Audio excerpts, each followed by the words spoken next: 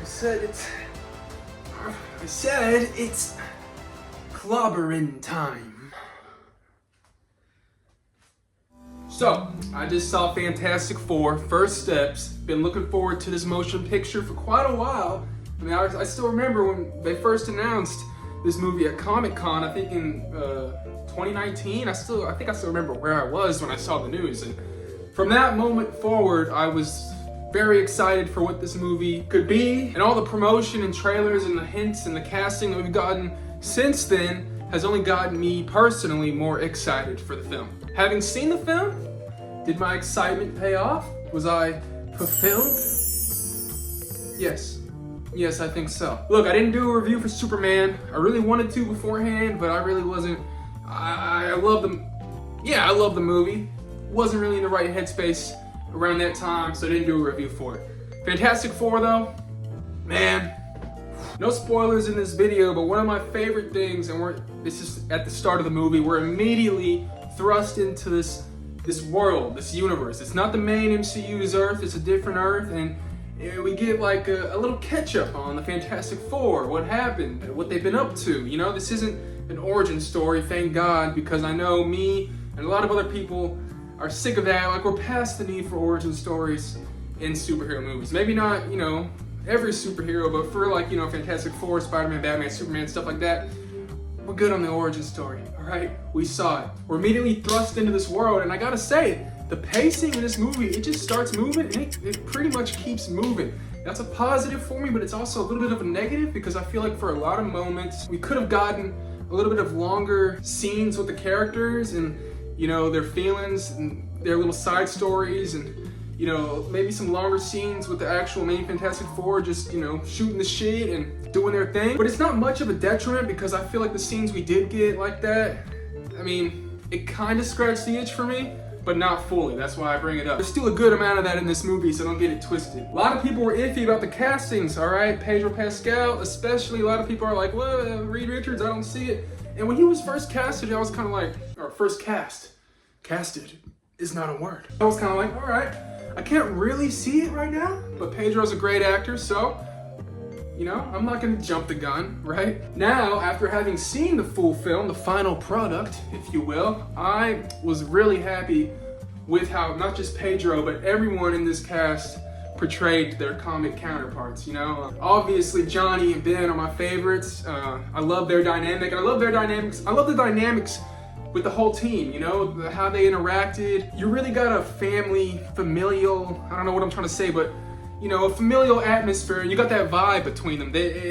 You really felt it, at least I did. Another thing I was kind of iffy about beforehand, well, not iffy, but a lot of, you know, chatter was going on about, was them having their kid, baby, Franklin Richards, be a part of this movie. I mean, at least my personal thinking was, I mean, at first, it was like, is that too much for the first, you know, movie?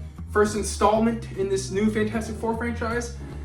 And I was wrong in that. I think them having Franklin be a part of the film and, you know, Sue being pregnant, it brought a higher sense of urgency. It brought more stakes, at least for me. I know what it's like to have babies around, grew up with little brothers, remember them being babies. And it just, I don't know, it made things more emotional for me. Like, I wasn't really, it's not a super emotional movie or anything, but it made things feel like they were actually quite dire. And without having Franklin there, the baby, I'm sure things still would have felt, you know, the world's ending, all that jazz, but, you know, them having a baby there and having all the shit that goes on with Galactus and all that, I feel like the stakes were up. And, you know, it's a superhero movie. You're not gonna be like, all right, well, they might lose. I mean, I don't know what's gonna happen. You can kind of, they don't follow every trope. They do hit a lot of the marks, but I don't know. I feel like it's just been so long since I've seen a Fantastic Four, or I've never seen a Fantastic Four movie that was actually, you know, this well put together. I'm rambling, and that's how I do these things. So just, you know, stick with me here. If you don't want to, then that'll make me sad. So please stick with me. Silver Surfer was awesome. Every scene she was in, oh, beautiful. Julia Garner,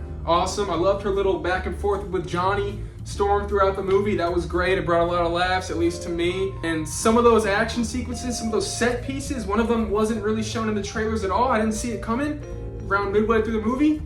Freaking, Probably one of my favorite sequences in any MCU or Marvel movie. I gotta, watch it again, of course, but super electrifying, super electric. The visuals in that sequence, awesome. Silver Surfer actually feels like, a threatening antagonist, and in the previous Fantastic Four movie, Rise of the Silver Surfer, he was also, quite the antagonist, and I loved how they brought his backstory in then. So, it's not too far off here, but a lot of people are like, oh girl, Silver Surfer, I don't like that.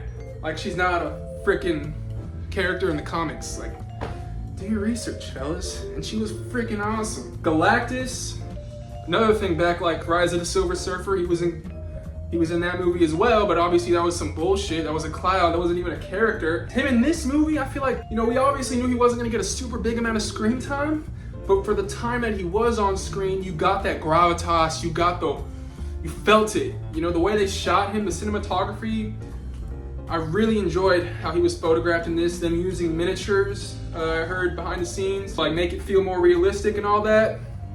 It worked really well for me. Ralph Ineson is a great actor. His voice, man, and the way they processed it and put effects on it, I saw it in Dolby, and that shit was booming. Man, it was almost hurting the Dolby shit was almost hurting my ears at some points, but I freaking loved it. I'm going deaf for sure. I really hope I don't though. Like I said earlier, the film moves lightning quick. I was never bored, and it's a little bit detrimental at points where we could get more moments with the team and other supporting characters that I feel like could have had more screen time. Like Mole Man, Paul Walter Hauser, was not in the movie as much as I was hoping, but the scenes he was in, really enjoyed. He's awesome. I've been watching him for a few years. Natasha Lyonne plays like the love interest to Ben Grimm's character, but I feel like they definitely had to cut some stuff out with her.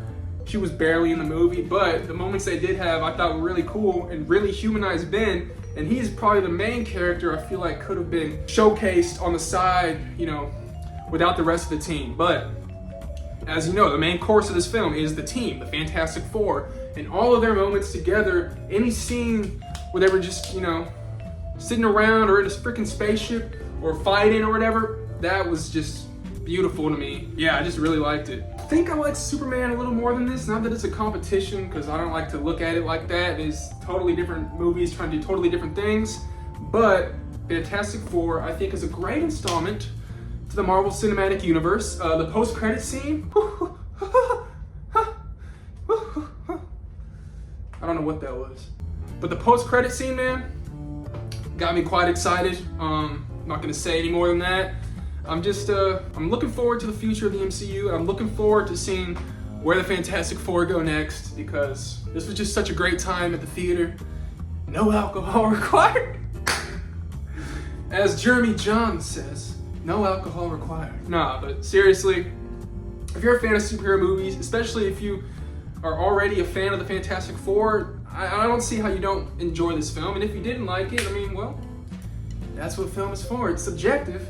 But me personally, I'm speaking for myself here, had a damn good time at the cinema today. Yeah, Fantastic Four, I think Fantastic Four First Steps lived up to my expectations, and I was quite excited for it.